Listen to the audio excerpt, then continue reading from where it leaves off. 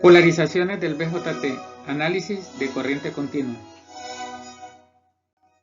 En esta presentación estudiaremos la configuración de polarización fija, la configuración de polarización de emisor, la configuración de polarización por medio de divisor de voltaje, la configuración de realimentación de colector, la configuración de emisor seguidor o colector común y la configuración de base común. Todas desde el punto de vista del libro de Boylestad. Polarización fija. En la imagen podemos ver la polarización fija. Esta consiste en un transistor BJT con el emisor a tierra. En este caso tenemos un NPN. Y el colector a una resistencia llamada RC, la cual va conectada en su otro extremo al voltaje de alimentación. En la base igual hay una resistencia de base que va entre el voltaje de alimentación y la base del transistor. También podemos ver representadas las corrientes IB e IC. La denotación Q se refiere al punto de operación, o sea, IB en el punto de operación, IC en el punto de operación. Por leyes de Kirchhoff, la corriente de base será el voltaje de alimentación menos el voltaje base emisor entre la resistencia de base, donde el voltaje base emisor es 0.7 para el silicio, y este es el que usaremos en la mayoría de los casos.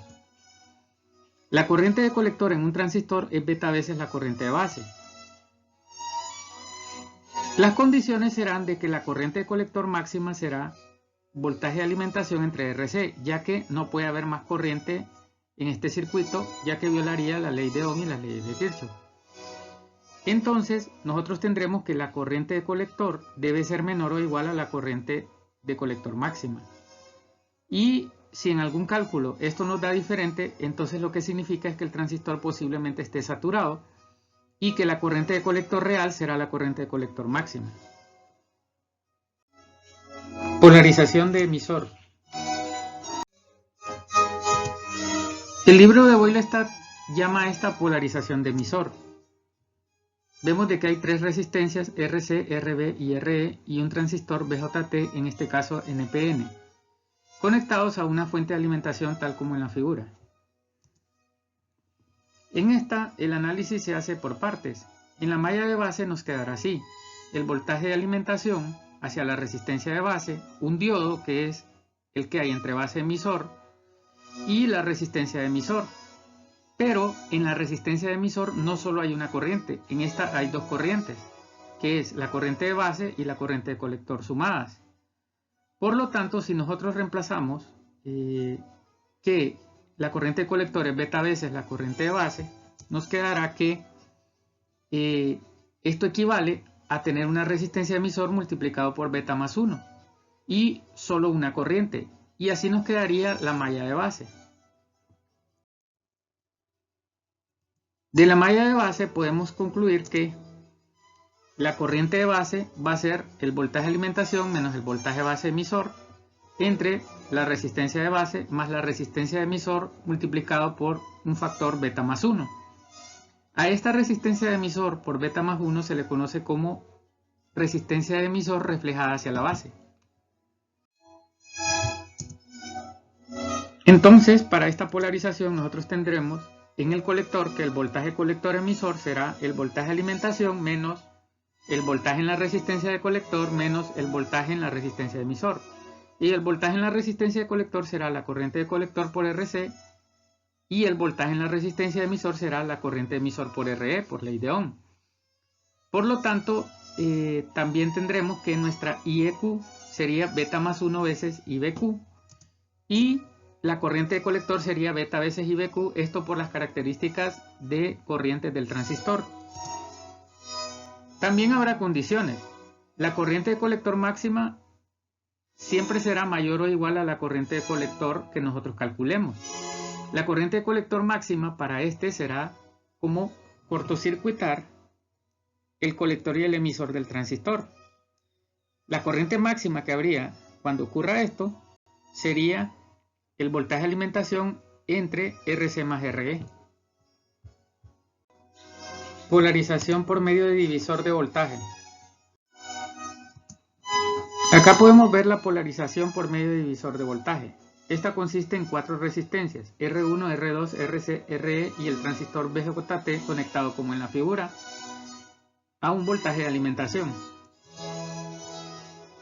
Nosotros podemos hacer esto, ¿no? Decir de que en el nodo de arriba hay el mismo voltaje de alimentación en esos 2 puntos. Y podemos separar la base, esto para encontrar un equivalente Thevenin en la base.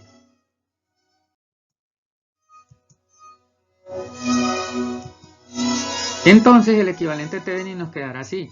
Utilizaremos esta nomenclatura, VBB para el voltaje Thevenin y RB para la resistencia Thevenin en la base.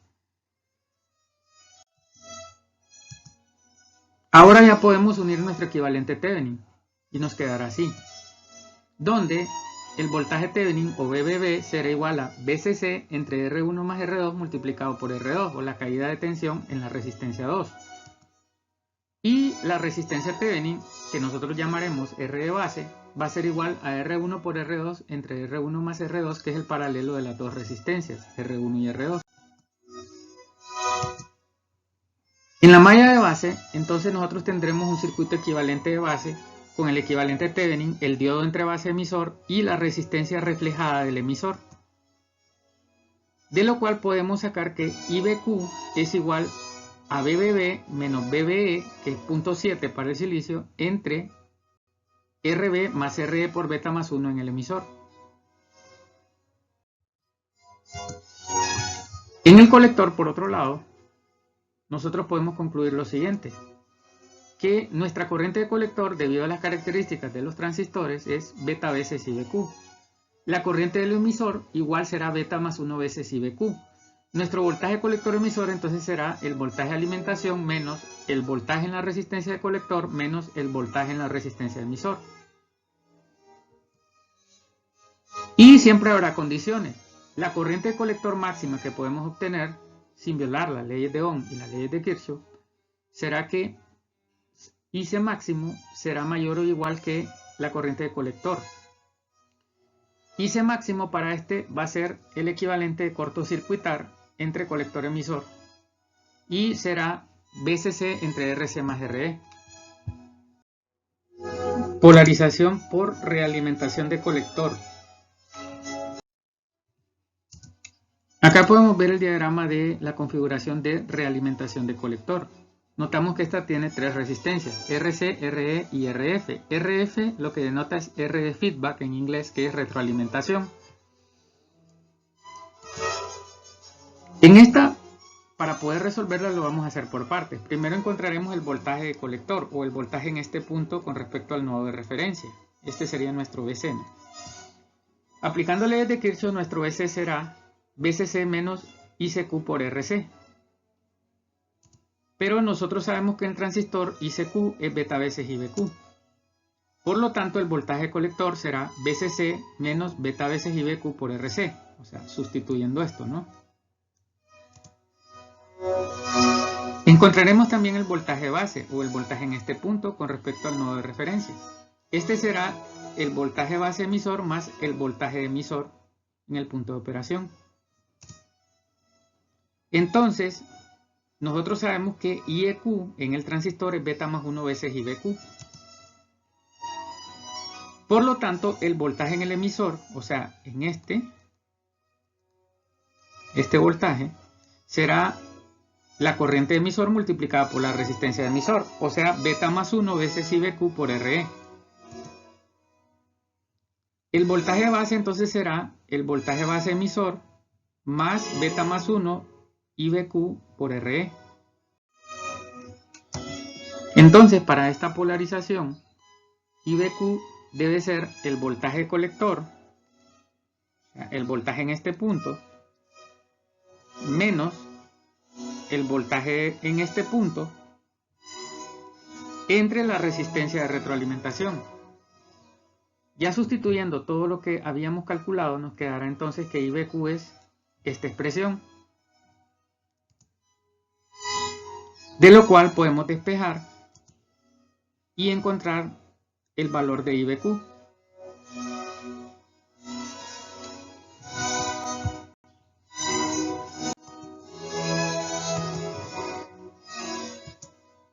En En el colector entonces nosotros tendremos que la corriente de colector es beta veces IBQ y que la corriente de emisor es beta más 1 veces IBQ. Entonces el voltaje colector emisor será, por ley de Kirchhoff, el voltaje de alimentación menos el voltaje en la resistencia de colector menos el voltaje en la resistencia de emisor. En este siempre hay condiciones. La corriente de colector máximo siempre será aproximadamente la que pueda darse al cortocircuitar el colector y el emisor. En este caso, BCC entre RC más RE. Y nosotros sabemos que esa siempre será mayor o igual a la que nosotros podamos calcular con nuestra fórmula. Polarización de emisor-seguidor. En el emisor-seguidor, esta es la configuración. Vemos que hay una resistencia de base y una resistencia de emisor.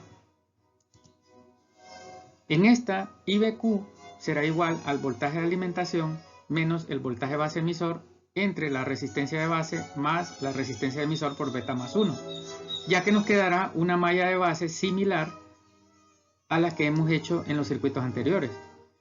Sabemos que para el transistor IEQ es beta más 1 veces IBQ, entonces el voltaje de emisor en el punto de operación será la resistencia de emisor por beta más 1 veces IBQ. La condición en este será que la corriente de emisor máximo será BCC entre RE y la corriente de emisor máximo debe ser mayor o igual a la corriente de emisor que nosotros podamos calcular con nuestras fórmulas. Polarización base común. Esta es la configuración en base común. Esta se puede representar de muchas formas. En el libro de Robert Boyle aparece de esta manera, con dos fuentes de alimentación, una llamada BCC y otra llamada. Acá podemos verla con un transistor NPN. También notamos que tiene dos resistencias, una resistencia de colector y una resistencia de emisor, y la base va al nodo de referencia.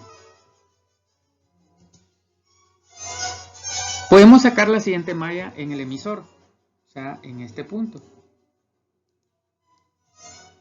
y llegar a la conclusión de que nuestra corriente de emisor va a ser el voltaje VE menos el voltaje base emisor, que generalmente es 0.7, entre la resistencia de emisor.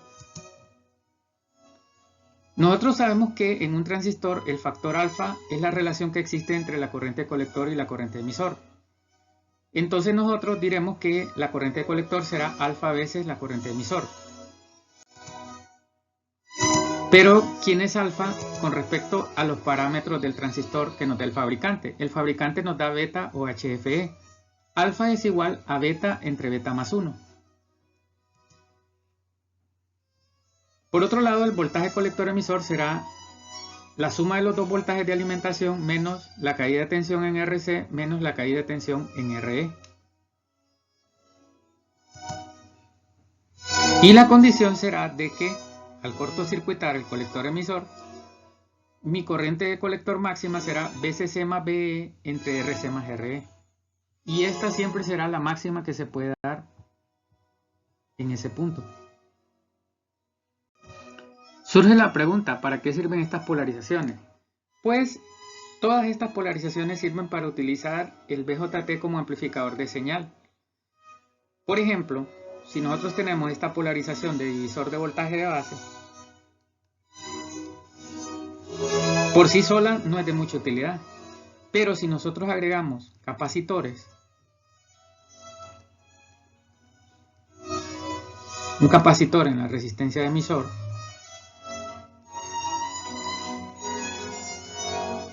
y aquí tenemos la resistencia de colector a nuestro voltaje de alimentación, agregamos capacitores de acoplo y desacoplo, en este caso un capacitor de entrada y un capacitor de salida, nuestro transistor está listo para amplificar señales débiles.